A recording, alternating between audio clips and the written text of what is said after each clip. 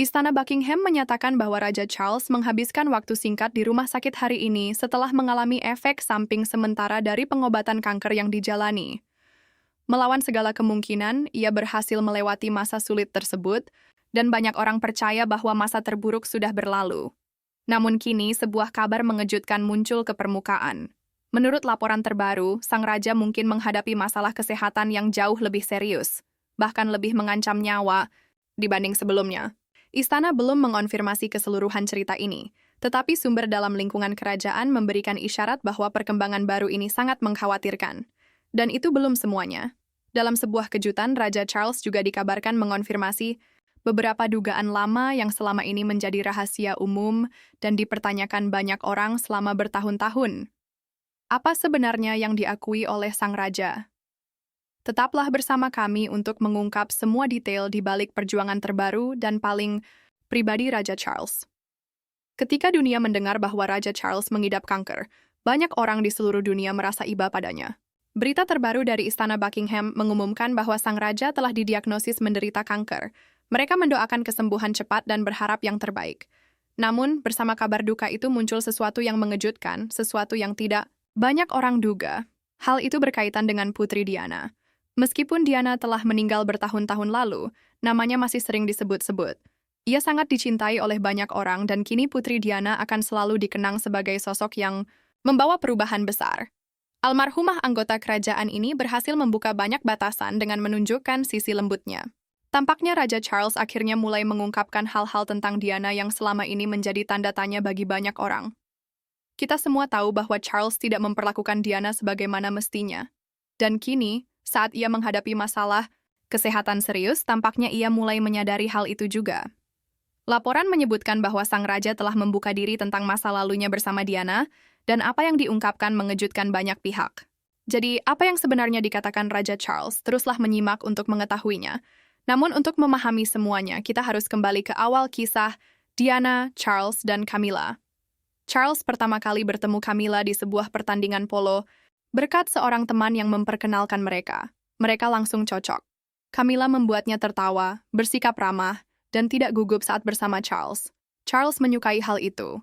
Namun, kemudian Charles bergabung dengan Angkatan Laut Kerajaan, dan waktu terpisah membuat hubungan mereka sulit.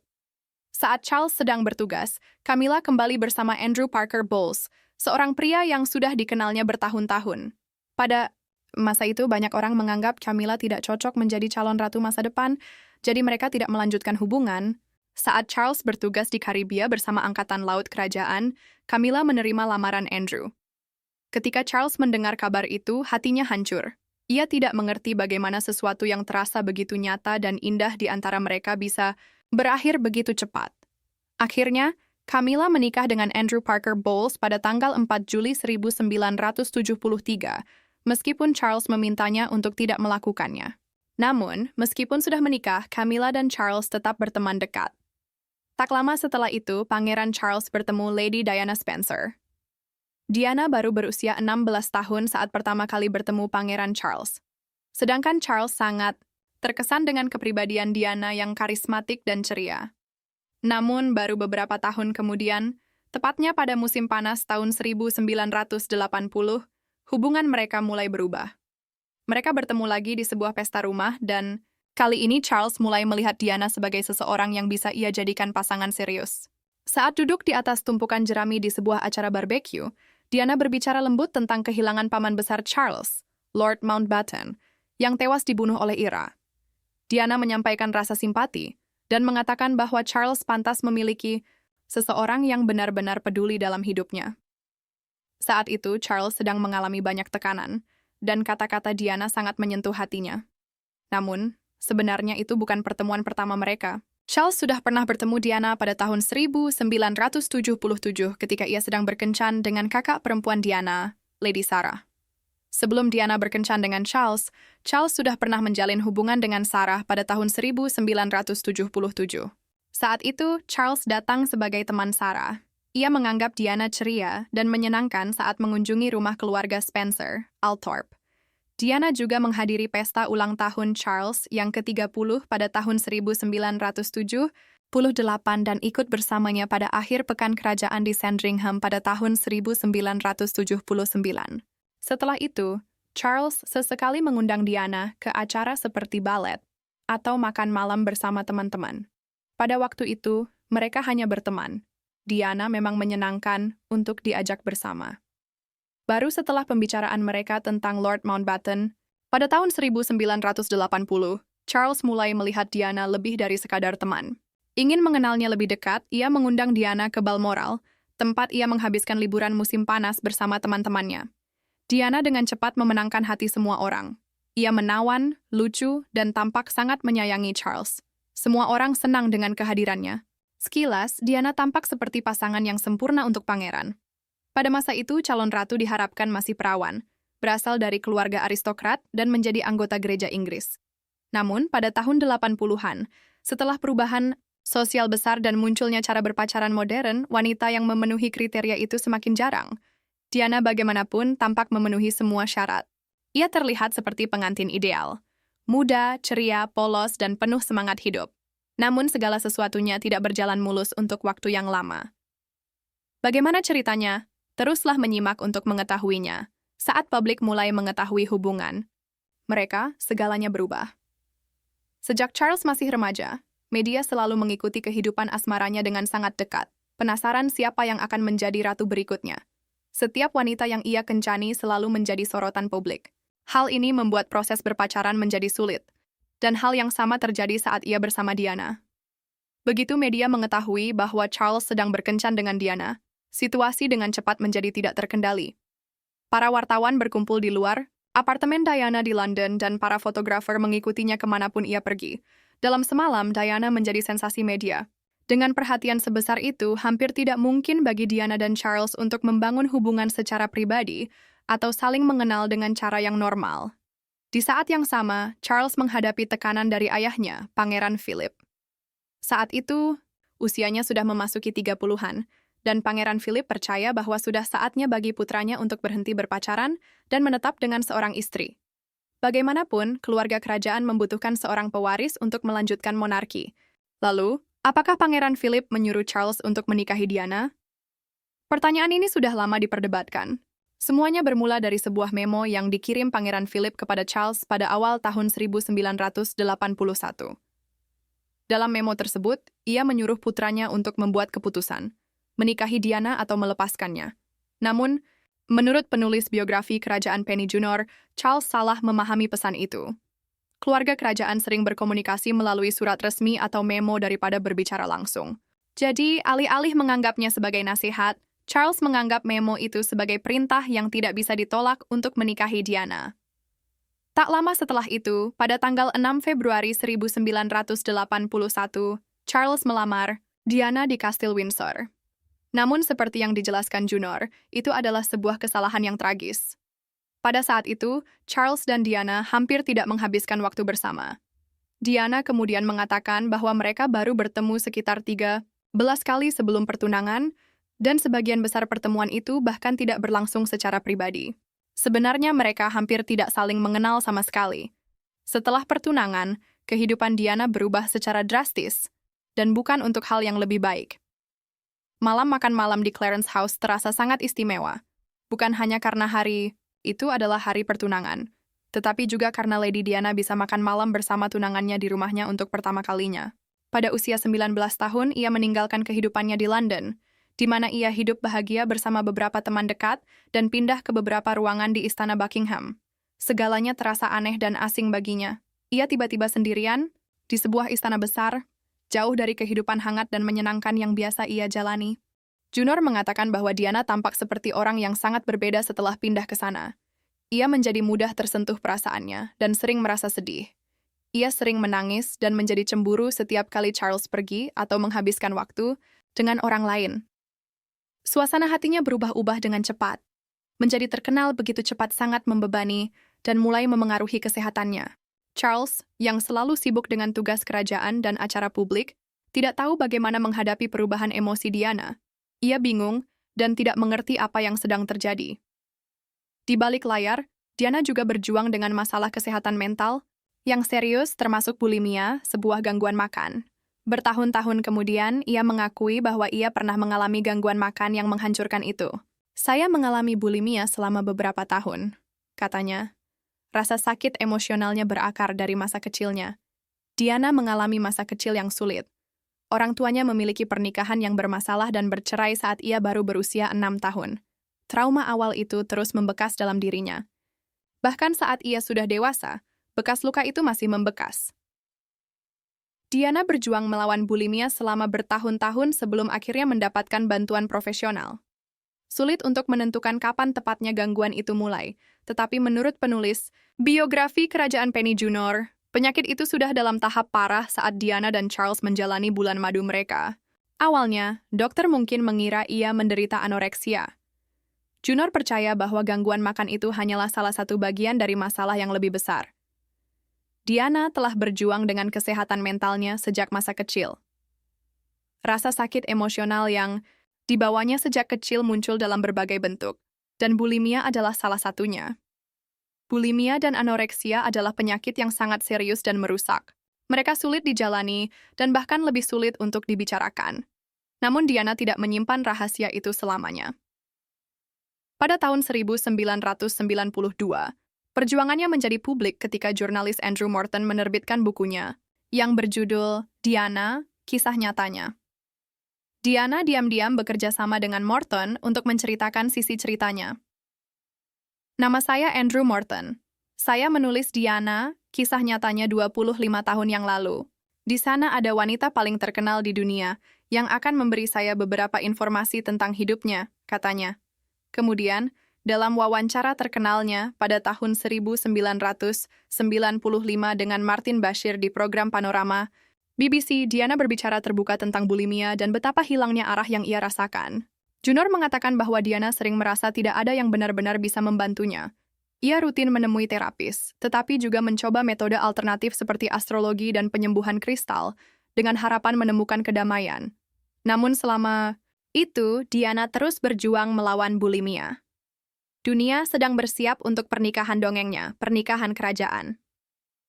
Charles dan Diana menikah pada tanggal 29 Juli 1981 di Katedral St. Paul dalam sebuah acara yang disebut-sebut sebagai pernikahan abad ini. Namun di balik semua kemewahan itu, keadaan tidak sesempurna yang terlihat. Menurut penulis biografi Kerajaan Penny Junor, baik Charles maupun Diana kemungkinan besar sudah tahu bahwa mereka membuat kesalahan pada hari mereka melangkah ke altar. Namun, membatalkan pernikahan kerajaan sebesar itu tentu memerlukan keberanian yang sangat besar. Charles selalu meyakini bahwa pernikahan harus bertahan seumur hidup, dan ia ingin memastikan bahwa ia memilih pasangan yang tepat. Meskipun pada saat itu ia belum benar-benar mencintai Diana, ia berpikir bahwa perasaan itu bisa tumbuh seiring waktu dan berniat untuk membuat pernikahan itu berhasil. Banyak orang percaya bahwa Charles hanya menggunakan Diana untuk mendapatkan seorang pewaris dan cadangan, lalu setelah itu kembali kepada Camilla, wanita yang selalu dicintainya. Namun, Penny Junor tidak setuju dengan versi cerita tersebut. Ia meyakini bahwa Charles tidak pernah berniat menyakiti Diana. Ia hanya terjebak dalam pernikahan yang sangat tidak bahagia bagi keduanya. Pada akhirnya mereka hanyalah pasangan yang tidak cocok secara tragis. Charles dan Camilla sempat mengakhiri hubungan asmara mereka ketika Camilla menikah dengan Andrew Parker Bowles pada tahun 1973. Camilla fokus pada perannya sebagai istri dan ibu, dan untuk sementara waktu ia dan Charles hanya berteman. Namun setelah Camilla melahirkan anak keduanya pada tahun 1978, hubungan asmara mereka kembali berlanjut. Kemudian pada tahun 1979, ketika Charles kehilangan paman besarnya yang sangat dicintainya, Lord Mountbatten, ia merasa sangat marah dan berduka. Ia mencari penghiburan pada Camilla, yang merupakan sahabat terbaiknya, orang kepercayaannya, dan sekali lagi kekasihnya. Perselingkuhan kedua ini berlangsung hingga Charles bertunangan dengan Diana pada tahun 1981. Pernikahan Camilla sendiri tidak bahagia. Suaminya tidak setia, dan Charles membuat Camilla merasa dihargai dan diperhatikan. Ia menikmati kedekatan itu selama Charles masih lajang. Namun setelah Charles bertunangan, Camilla menyadari bahwa hubungan romantis mereka harus berakhir. Ketika ia menyadari bahwa Diana merasa tidak nyaman dengan kehadirannya, Camilla mundur. Salah satu masalah besar adalah Charles tidak pernah memberitahu Diana tentang masa lalunya dengan Camilla. Pada awal hubungan mereka, Charles bahkan membawa Diana menginap di rumah keluarga Parker Bowles tanpa pernah menyebutkan bahwa Camilla pernah lebih dari sekadar teman. Diana mengetahuinya kemudian melalui gosip di istana. Ia baru berusia 19 tahun dan merasa terluka serta malu. Namun itu bukan satu-satunya hal yang diketahuinya. Beberapa hari sebelum pernikahannya dengan Diana, Charles dan Camilla bertemu untuk makan siang terakhir. Pada pertemuan itu, Charles memberikan sebuah gelang yang diukir dengan huruf G dan F, julukan yang mereka gunakan satu sama lain, yang diyakini merupakan singkatan dari Gladys dan Fred. Mengejutkan, Diana menemukan gelang itu hanya 2 minggu sebelum pernikahan. Ia menemukannya di kantor yang ia bagi dengan sekretaris pribadi Charles, Michael Colborne. Charles telah meminta Colborne untuk memesan perhiasan untuk beberapa wanita yang pernah dekat dengannya selama masa lajang. Hadiah-hadiah itu dimaksudkan sebagai ucapan terima kasih yang sopan atas kebersamaan mereka. Semua perhiasan dikirim ke kantor dan diletakkan di atas meja Colborne. Namun saat Colborne dipanggil ke sebuah rapat di lorong, Diana yang ditinggal sendirian di ruangan itu membuka kotak-kotak tersebut. Ketika Colborne kembali, ia melihat Diana keluar dari kantor dengan marah. Ia telah melihat gelang yang ditujukan untuk Camilla dan diliputi oleh rasa cemburu. Camilla tetap menghadiri pernikahan Charles dan Diana, tetapi setelah itu mereka tidak berbicara atau bertemu selama hampir 5 tahun, kecuali ketika Charles memberitahukan kelahiran Pangeran William kepadanya. Pengumuman itu dipasang di gerbang istana Buckingham bahwa Putri Wales telah melahirkan seorang anak laki-laki pada pukul 9:03 malam hari, yang mulia dan bayinya dalam keadaan baik. William lahir pada bulan Juni 1982, kurang dari 1 tahun setelah pernikahan, dan itu merupakan salah satu masa bahagia dalam pernikahan Charles dan Diana. Menurut Junor, teman-teman yang mengunjungi Istana Kensington pada awal tahun 80-an menggambarkan suasana rumah yang penuh kegembiraan. Diana sering berlari-lari di sekitar rumah mengejar William, yang suka bersembunyi di bawah meja Charles saat waktu tidur. Charles dan Diana saling kejar-kejaran dengan penuh canda di tangga. Diana kemudian mengatakan kepada jurnalis Andrew Morton bahwa masa menjelang kelahiran Pangeran Harry pada tahun 1984 adalah periode paling bahagia dalam pernikahannya. Diana sangat mencintai menjadi seorang ibu. Ia mengasihi William dan Harry dengan sepenuh hati. Bagi seseorang yang sangat merindukan cinta seperti Diana, menjadi seorang ibu memberinya kenyamanan yang mendalam. Memiliki anak adalah hal terbaik bagi Diana, kata Junor. Namun meskipun ia berkembang dalam peran sebagai ibu, ketegangan dalam pernikahan semakin meningkat. Suasana hati Diana bisa sangat tidak terduga. Ia sangat kompleks. Junor menjelaskan bahwa ada hal-hal yang dilakukan Diana di balik pintu tertutup yang tidak pernah dilihat publik, dan itulah sebabnya banyak orang hanya mempercayai versi ceritanya. Biografi Andrew Morton tahun 1992, Diana, kisah nyatanya, membentuk pandangan dunia tentang Diana, tetapi itu sepenuhnya adalah sisi ceritanya. Sementara itu, Charles tidak pernah menceritakan versinya. Selain mengakui perselingkuhan dalam wawancara tahun 1994 dengan Jonathan Dimbleby, ia tetap diam dan tidak pernah mengkritik Diana secara terbuka. Junor percaya bahwa Charles benar-benar berusaha membuat Diana bahagia, tetapi Diana menginginkan perhatian Charles sepanjang waktu. Dan Charles bukanlah pria seperti itu. Ia sangat berdedikasi pada pekerjaannya, yang selalu menjadi prioritas utama. Sumber ketegangan lain adalah perhatian yang diterima Diana dari publik dan media, yang seringkali menjadi beban bagi Charles. Selama tur mereka ke Australia pada tanggal 20 Maret 1983, Putri Diana dan Pangeran Charles. Ketika Pangeran Charles dan Putri Diana tiba di Alice Springs, sebuah kota terpencil di jantung Australia Tengah, Charles dilaporkan merasa tersisih oleh sorotan yang lebih besar kepada Diana. Penny Junor, yang pernah ikut dalam tur-tur sebelumnya, mengingat dinamika serupa saat kunjungan mereka ke Wales setelah bulan madu. Kerumunan orang datang untuk Diana. Saat berjalan-jalan resmi, Charles menyapa orang-orang di satu sisi jalan dan Diana di sisi lain. Tetapi orang-orang di sisi Charles sering menghela napas kecewa. Mereka memberikan bunga kepadanya dan memintanya untuk menyampaikan kepada Diana. Media juga sangat terobsesi dengan Diana. Charles bisa memberikan pidato penuh perasaan tentang lingkungan atau pekerjaan amalnya, tetapi keesokan harinya, tajuk utama lebih banyak membahas rambut Diana, pakaiannya, atau apakah dia terlihat hamil. Hal ini sangat membebani Charles. Charles telah menghabiskan hidupnya menjadi pusat perhatian, kata Junor. Kini ia terdorong ke latar belakang sementara istrinya, seringkali karena alasan yang sangat dangkal, menjadi daya tarik utama. Siapa yang bisa menyalahkan dia jika merasa sedih? Diana kemudian mengatakan kepada Andrew Morton bahwa dia tahu pernikahannya dengan Charles sudah berakhir ketika putra kedua mereka, Harry, lahir pada tahun 1984. Dia sangat terpukul oleh komentar yang diduga dibuat Charles setelah kelahiran itu. Ada sesuatu dalam diriku yang mati, ungkap Diana. Pada tahun 1986,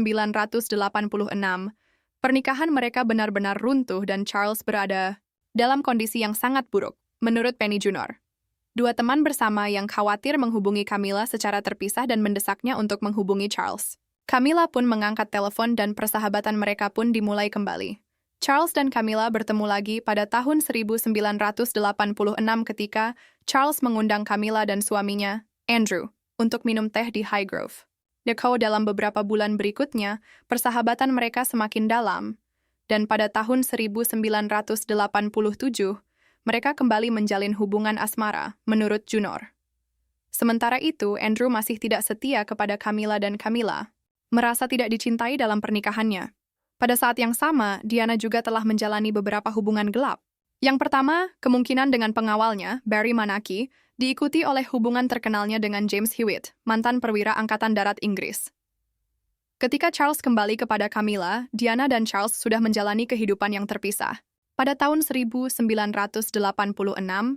Charles dan Diana hidup terpisah dan perselingkuhan Charles dengan Camilla berlanjut.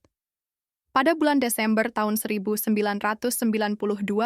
setelah bertahun-tahun spekulasi dari media, Perdana Menteri Inggris John Major mengumumkan pemisahan resmi mereka. Pada musim panas tahun 1994,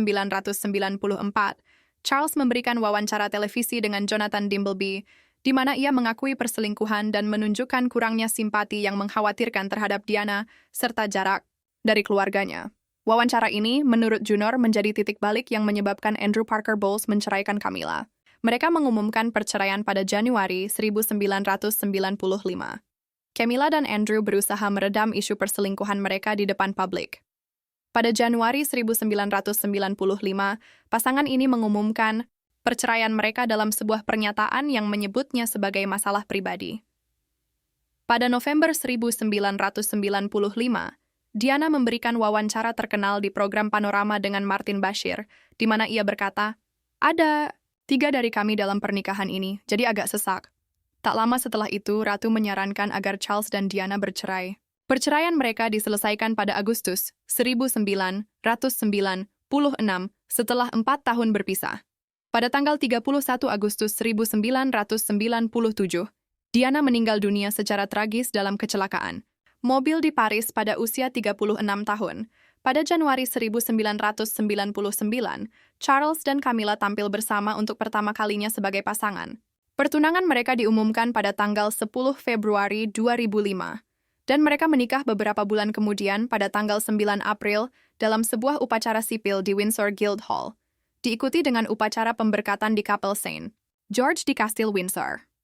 Untuk memahami pria yang menjadi pusat semua ini, kita harus kembali ke awal, sebelum Charles menjadi raja, suami, dan ayah. Latar belakang raja.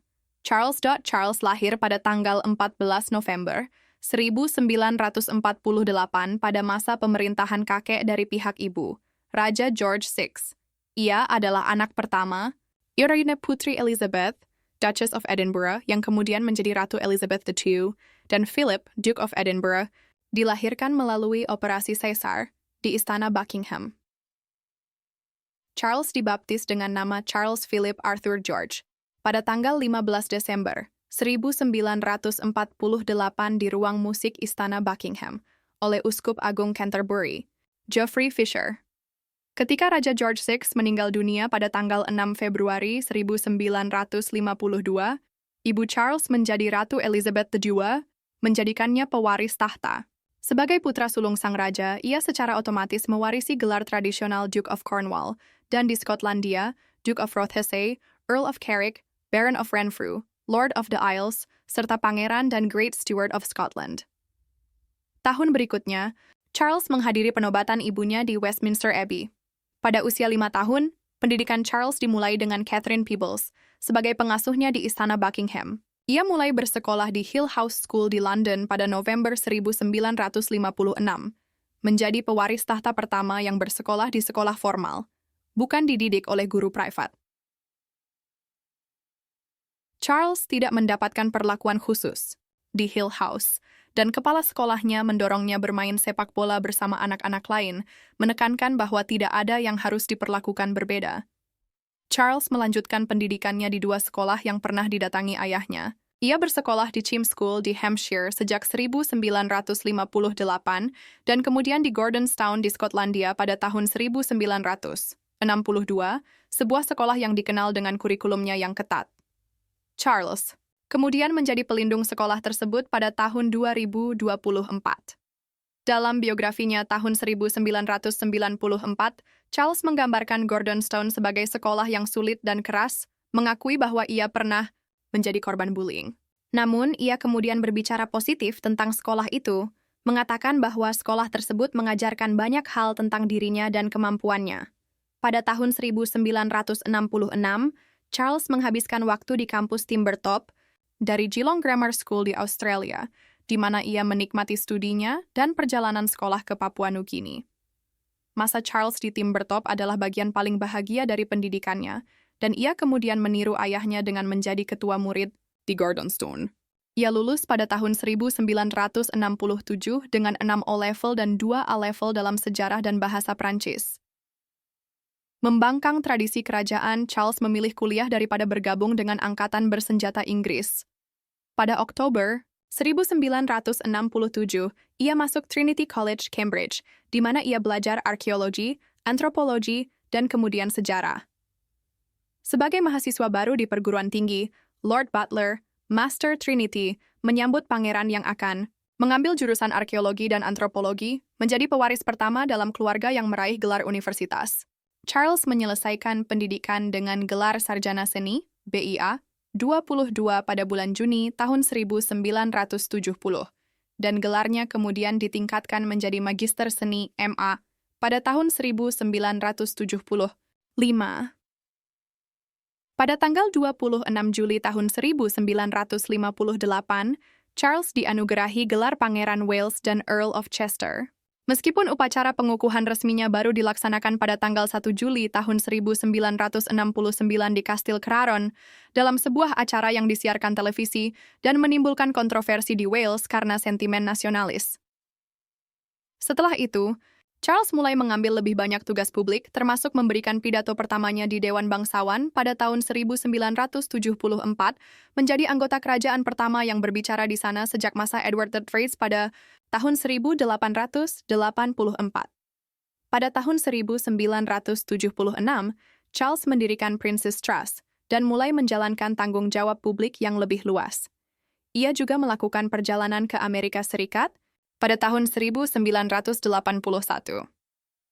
Meskipun ia pernah menyatakan minat untuk menjadi Gubernur Jenderal Australia pada pertengahan tahun 1970, rencana tersebut tidak berlanjut karena kurangnya antusiasme publik. Charles menjalani dinas militer di Angkatan Udara Kerajaan, RAF, dan Angkatan Laut Kerajaan selama dekade 70-an. Pelatihan militernya dimulai pada tahun 1969 saat tahun kedua kuliahnya di Cambridge, di mana ia berlatih bersama Cambridge University, Air Squadron dan belajar menerbangkan pesawat Chipmunk. Ia menerima tanda sayap RAF pada bulan Agustus tahun 1971.